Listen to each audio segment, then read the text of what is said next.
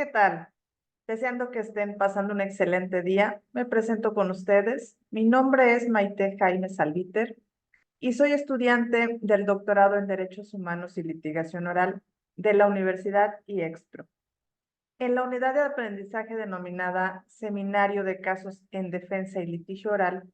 y muy específicamente sobre el tema de las violaciones procesales en el sistema de justicia penal mexicano,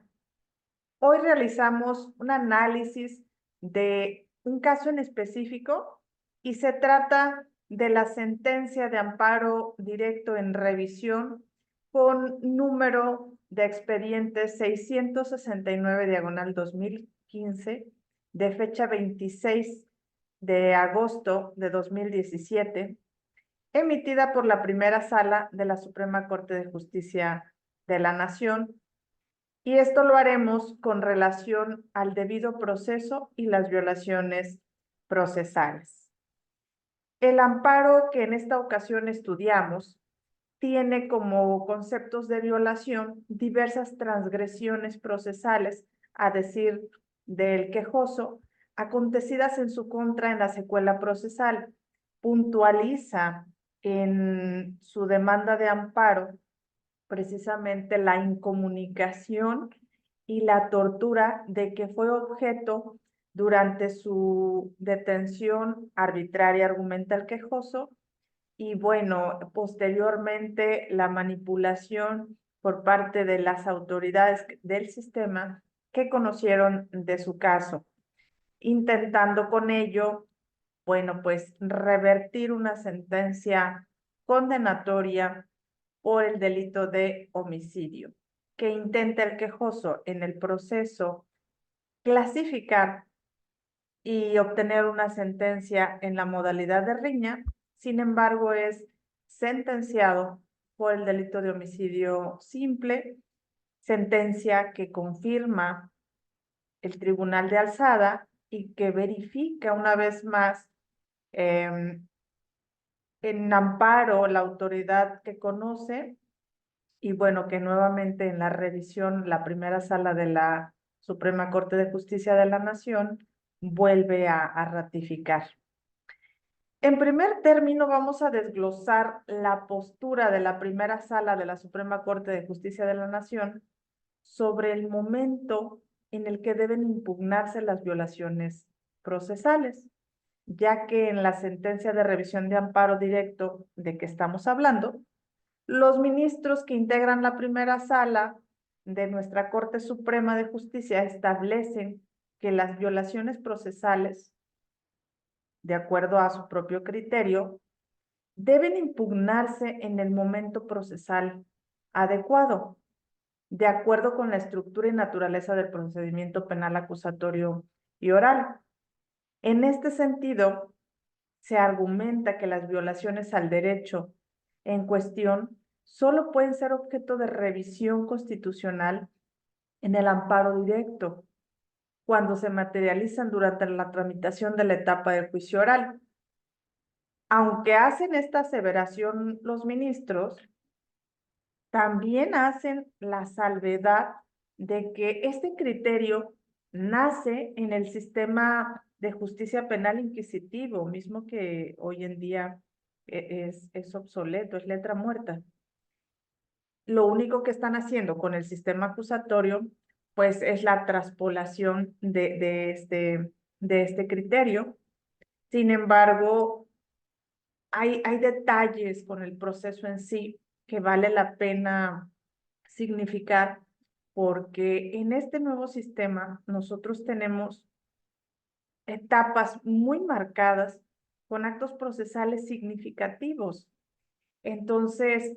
este criterio que toma la Suprema Corte vale para las actuaciones procesales en la audiencia de juicio.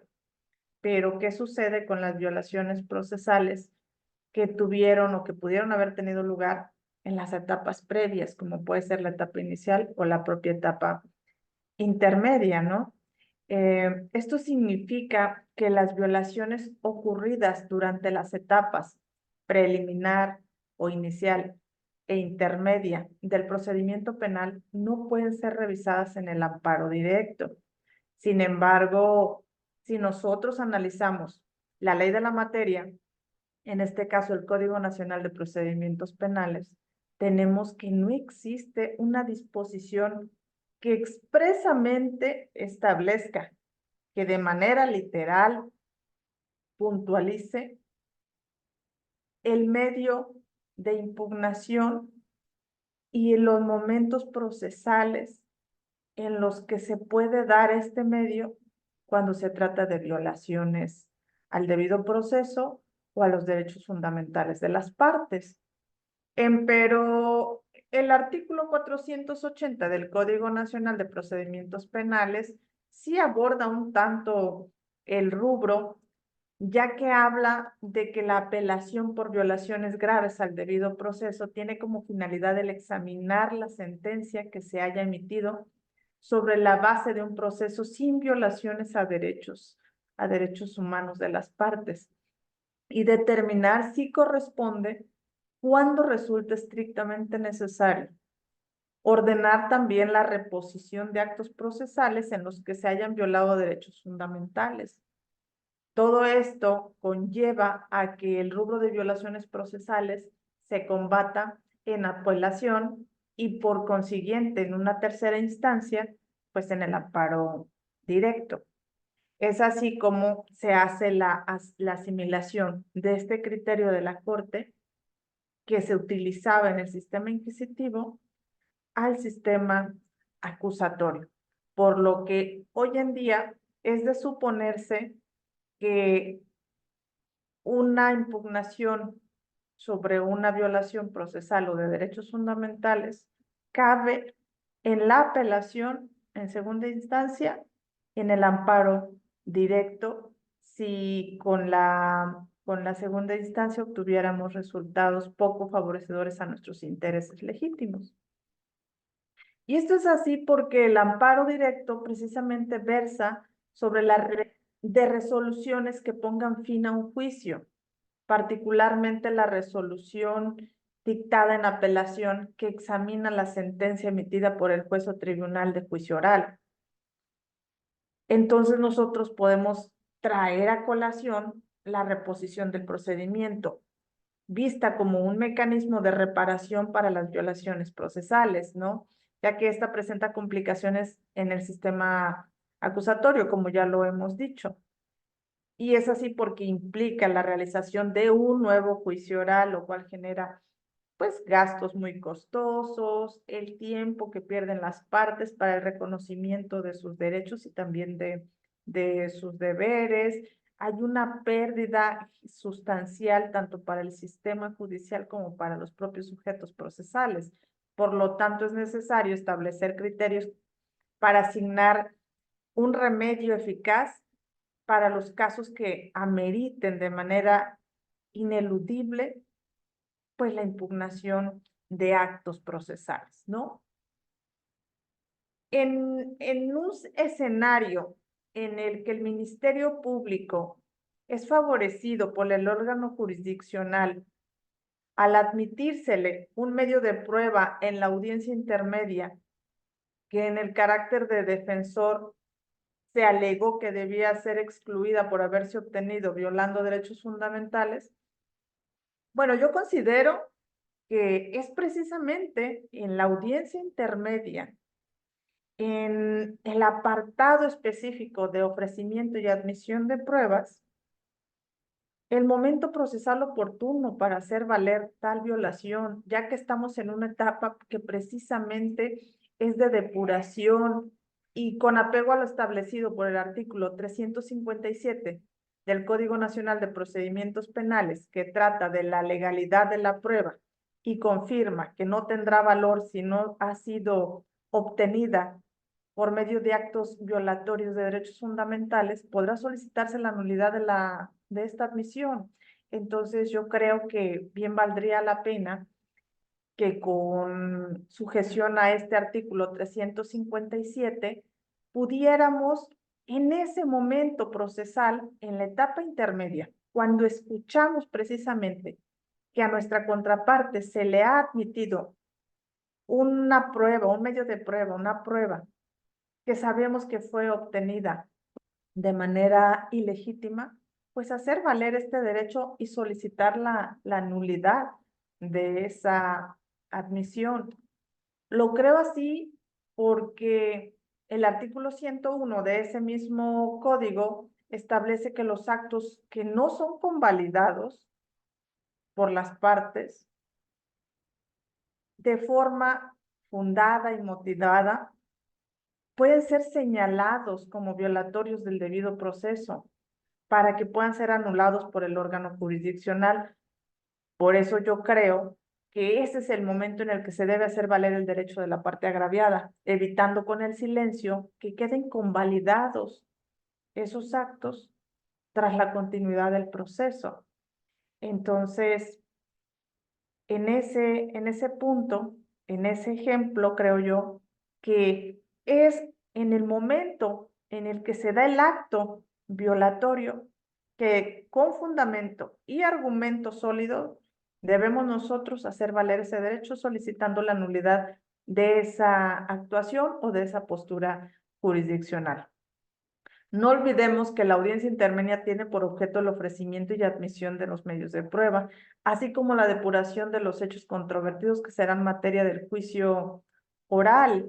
Y bueno, es por ello que las partes le pueden solicitar al juez de control que dé por acreditados ciertos hechos, de forma que ya no sean materia del debate en la siguiente etapa, en la etapa de juicio. De ahí mi postura o mi acreditación. Durante el desarrollo de esta audiencia, de la audiencia intermedia, el juez de control concede el uso de la palabra a las partes para que realicen sus solicitudes, hagan sus manifestaciones, planteamientos u observaciones que consideren relevantes respecto de la admisión o inadmisión de los medios de prueba que han ofrecido. De ahí la idea de que sería el momento ideal para solicitar la nulidad de esa admisión sin tener que agotar la secuela procesal, la apelación y en algún punto, como el ejemplo que estamos abordando, ir al amparo y a la propia revisión de las sentencias de amparo por los términos que ya hemos abordado antes, que son la economía procesal, el reconocimiento de derechos fundamentales de las partes, entre otros, ¿no? Eh, es así que considero yo que debe de haber un cambio de paradigma procesal respecto de las violaciones a derechos fundamentales de las partes. En resumen, yo puedo decir que en este caso analizado, la postura de la primera sala trata sobre las violaciones procesales y sugiere que éstas deben de impugnarse en el momento procesal adecuado, aunque no haya una disposición expresa. Existen ya en los artículos que hemos señalado los medios para tal actuación, para tal planteamiento, ¿no? Esto para que en el caso del amparo directo corresponda exclusivamente a aquellas actuaciones específicas de la etapa de juicio oral para garantizar así el funcionamiento adecuado del sistema de justicia penal acusatorio y oral. Además de que con esta sentencia la primera sala deja abierta la posibilidad de considerar, creo yo, en primera, una reforma sustancial a la ley de amparo referente a la procedencia del juicio de amparo tanto directo como indirecto. ¿A qué me refiero? A que bien valdría la pena el considerar que estas violaciones procesales anteriores a la etapa de juicio pudieran tener como medio de impugnación pues un amparo indirecto. Es la sugerencia de la Suprema Corte, así la visualizo yo, y creo que sería importante el establecer precisamente los mecanismos y los procedimientos idóneos para ello. Espero que este análisis haya despejado algunas interrogantes para el estudio tanto del debido proceso en materia penal como para la adecuación de la procedencia del amparo en esta materia. Yo me despido ahora deseándoles grandes éxitos. Nos vemos en la próxima.